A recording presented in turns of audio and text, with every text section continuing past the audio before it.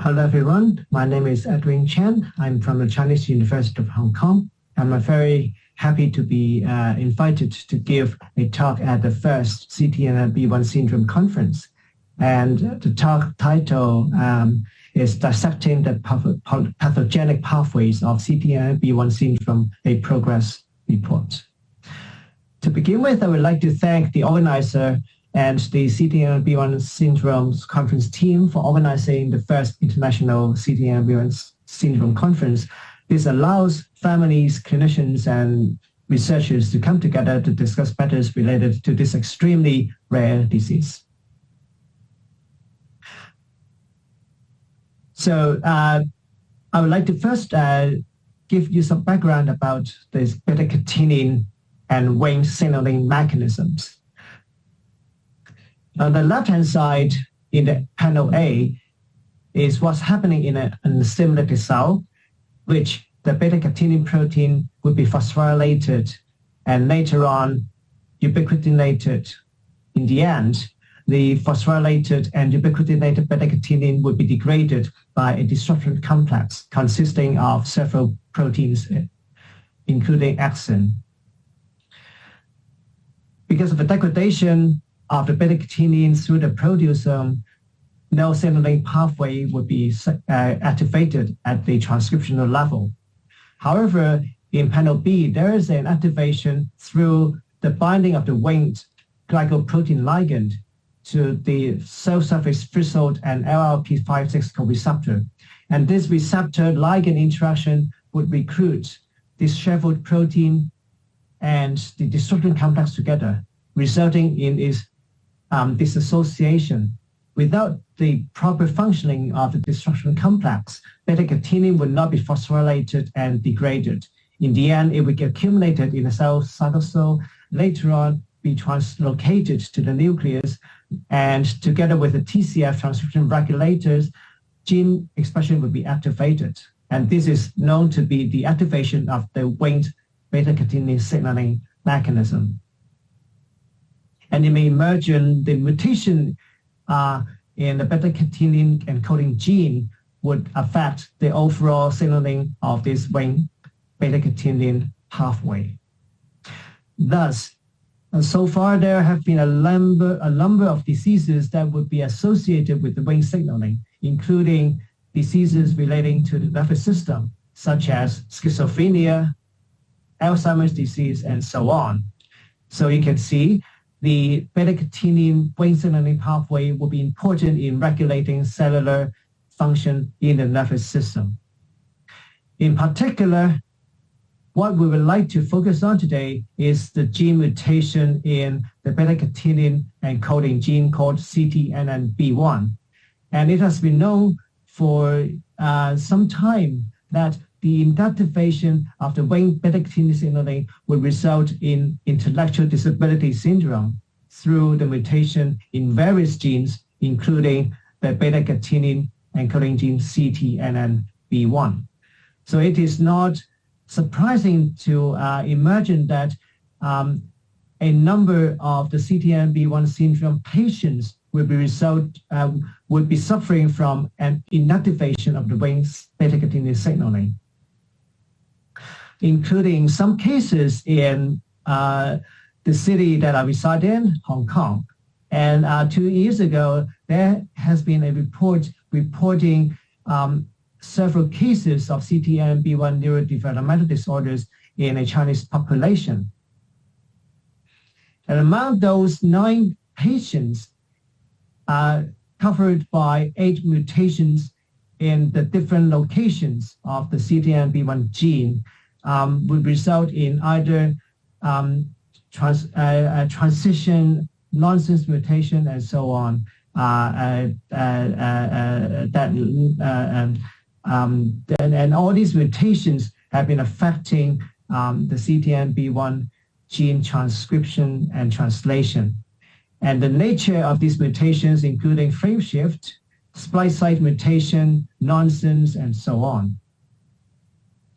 Added together with these 8 mutations, there have been a number of CTNNB1 mutations that have already been grouped into the CTNB1 syndrome mutations. And this is a list of mutations identified so far. And on the top panel showing you is the gene, exon, intron structures, and mutations correlation map.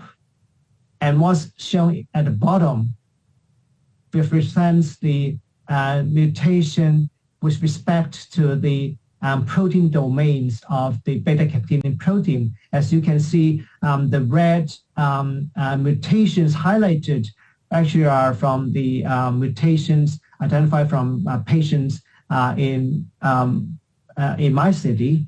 And those that are presented in black are the mutations that have been reported by researchers and clinicians from other parts of the world. And in general, you can see that a number of mutations are clusters among various regions of the domains of the beta-catenin. But in general, you can see these mutations basically scattered along the different parts of the protein, indicating that there may be multiple pathogenic mechanisms that would govern the general pathogenesis of CTNB1 syndrome. Because of that, we investigate the possible pathogenic roles of these CTNB1 mutations with the understanding that although the inactivation of the beta-catenin brain signaling due to loss of function mutation would be a majority of the pathogenic mechanisms of these patients. But there could be additional mechanisms that would govern the disease through imposing different types of malfunctioning of the beta-catenin signaling in patients. So with that in mind, then we take a cell-based approach to overexpress various mutation constructs in our cell model and test the following properties. First, we investigate the protein level of the beta-catenin mutant protein after the gene overexpression. Second, we also determine not only just the protein level, but the protein stability of these mutant proteins. And thirdly, we are also investigating, in addition to the loss of function mutation mechanisms, would there be any other additional mutational effects, say, for example, dominant or even dominant negative effects that would govern the CTNB1 mutation pathogenesis. So first of all, we investigated over 40 different mutations identified from CTNB1 patients. And this is just one example of a Western blotting analysis that we have performed, illustrating in this plot 7 different types of mutation, as you can see, compared to wild type beta-catenin protein. 3 of them are truncation mutation, and lane number 4 actually represents a missense mutation. And number 5, 6, 7 actually did not result in any production of overexpressed protein.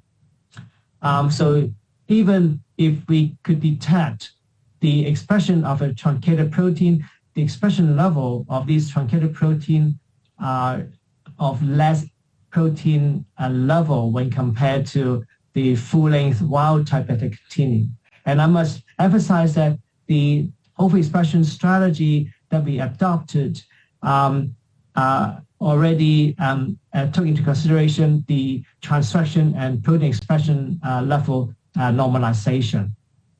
So what we can see is we could detect the mutant protein at different levels, all the way from the normal wild-type level to a slight reduction of protein level to a total non-detectable level of the mutant protein.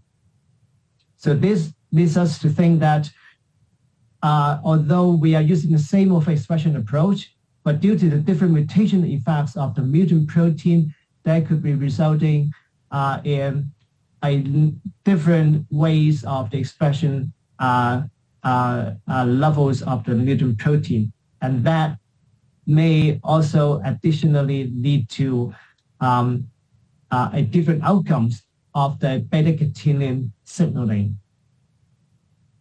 So other than just looking at the protein expression level, we are also using the same cell-based system to further look into the protein stability. And in this experiment, we made use of the cyclohexamide chase experiment in order to measure the cellular protein instability. And this is just one example shows here is mutant A, which is one of the mutations that we studied. The expression of the mutant proteins in the cells would be stopped after several hours after protein expression through the addition of the cyclohexamide inhibitor, which is an inhibitor of the translational elongation step. So after the translational elongation step is stopped, then all the existing mutant beta-catenin protein will be subject to a time course monitoring. And obviously, we can see after 24 hours of cyclohexamide addition, the mutant A protein level already dropped by more than 50% when compared to the wild type overexpressed beta-catenin protein. And the drop continues for the next 24 hours. So in the end of the experiment, which is 40 hours after the transfection, we can see the protein stability of mutant A beta-catenin mutant is much reduced when compared to the wild type control. And this is an illustration of the mutation in the CTNB1 patient would lead to the protein stability reduction. And that also poses an interesting question of whether or not this reduction in protein stability will result in a reduction of winged beta-catenin signaling activity. So in addition to mutant A, we also have another mutant beta-catenin mutation that shows a different pattern of protein stability. Other than using the cyclohexamide chase experiment, we are also here using another assay, which we call the cellular thermal shift assay, to measure the stability of the cellular protein. And this cellular thermal shift assay is actually to detect whether or not the mutation will result in any enhanced stability of the protein. So when we compare with the wild type, which is in blue here, the mutant B beta-catenin protein would have an increased stability over time when we put the protein samples at an increased temperature. So an elevated temperature will result in a higher tendency for protein to aggregate and denatured. But if we have a protein stability enhancing mutations, then that would protect the proteins from being denatured and aggregated at a relatively higher temperature when compared to the wild type. And clearly you can see that at 40 degrees Celsius and even up to 45 degrees Celsius, the mutant B protein would remain as native and non-denatured when compared to the wild type protein, which would continue to be at around 100%. But of course, both proteins, both wild type and the mutant protein would drop in terms of their stability at temperature 50 degrees Celsius. But based on the 40 and 45 degrees temperature points, our preliminary data shows that mutant beta-catenin protein B tends to have an enhanced protein stability. And then we will next ask whether or not these enhanced protein stability mutation effect would result in a hyperactive wing-inducing effect for inducing cellular dysfunction in CTNB1 patients. So what I have reported so far is some mutations will result in the production of a higher level of protein levels, and based on our protein stability assay, some of the mutations result in an enhanced or reduced stability in cells. But would these different protein behavior in cells be translated into the winged functional outcomes? This is what we are going to test next. And because beta-catenin is so well known for its regulation in the wing signaling for regulating gene transcription in cells, then we are making use of a transcription assay to determine the beta-catenin function. And this reported assay in general is called the top flash assay. So the basic idea of the top flash assay is as follows. As you can see on the left-hand side, which is the activated status of the wing signaling in a cell. Due to the inability for beta-catenin degradation, then the beta-catenin protein would remain in the cell and later on translocate to the cell nucleus to activate downstream gene expression. And if we have a reported construct that contains a TCF transcription binding site, which is shown in here, then this TCF binding site is linked directly upstream to a luciferase reporter gene. Then whenever there's an increased beta-catenin protein level in the nucleus, will result in the formation of an active transcriptional complex, resulting in an enhanced luciferase activity as an output. Of course, the method control would be having a mutant TCF binding site, which the TCF would no longer be able to bind to the DNA binding site, and therefore the beta-catenin produced would not be able to activate the luciferase activity, and this would act as a control level. So using this top flash winged beta-catenin activity assay, we performed a number of beta-catenin mutant activity assay. So we actually analyzed 43 CTNB1 mutations, and out of them, 42 showed a reduced winged activity enhancement as compared to the blue bar here, which is the overexpressed CTNB1 wild type would activate this level or this extent of wing activity. Compared to this control, 43 of them tested, and 42 out of 43 mutant protein will result in a much reduced level of wing activity to various extent when compared to the blue bar, except for the yellow bar here. And this particular mutation actually had an enhanced wing activity induction when compared to the blue bar control level. So this yellow bar here would represent or would indicate there could be a dominant pathogenic effect for this particular mutation, leading to a hyperactivity of the wing signaling, result in a dysfunctioning of the wing signaling, and that may be causing neurodevelopmental disorders in patients.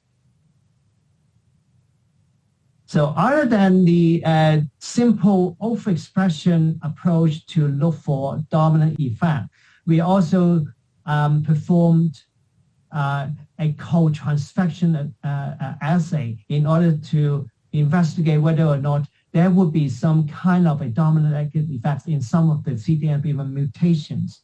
And in this particular assay, what we call the dominant negative assay, we are co-transfecting either an empty vector together with a wild type copy of the CTMB1 construct. If we switch from an empty vector to co-transfecting a CTMB1 mutant construct, and if the co-transfection of the wild type and mutant construct will result in a reduced wing activity, that would be indicating that the mutant CTMB1 construct would be somehow interfering with the wild type CTMB1 mutant. And this would fall into the categorization of a dominant negative effect. And as expected, out of the some dozens of CTMB1 mutant constructs we investigated, 4 of these mutant CTMB1 caused a potential dominant negative effect on the wild type CTMB1 when we assay the wing activity using the top flash analysis that I explained earlier, indicating that these mutations could be conferring dominant negative effect. So this is a summary so far of what we have. Based on our analysis, certain of the mutant CTMB1 proteins, when overexpressed, will show a similar protein level to the wild type CTMB1 beta-catenin protein, while others will show reduced expression level. Although we actually looked quite into controlling the transfection efficiency, but we also need to admit that these protein level changes could also in part be due to some non-uniform transfection efficiency that we may need to go back and check further. But no matter whether or not there's protein expression control matters, but we did observe that there is some hyperactive wing-inducing activity in some of the beta-cat mutant proteins, which we observed a similar expression level of the mutant protein when compared with the wild type protein. Okay, so other than the hyperactive wing-inducing effect, we also observed some dominant negative effect on wing activity. So, of course, while we are interpreting our data, we also have to be careful, and there's some precaution that we must take. Say, for example, the overexpression approach that we took may or may not truly reflecting the disease situation in vivo. And that comes to the outlook of our findings here. Although the loss of function mutation would still be a majority of the pathogenic mechanisms of the mutations identified so far from the patients. But there is also possibility of gain of function, dominant mutation, and even dominant negative mutations.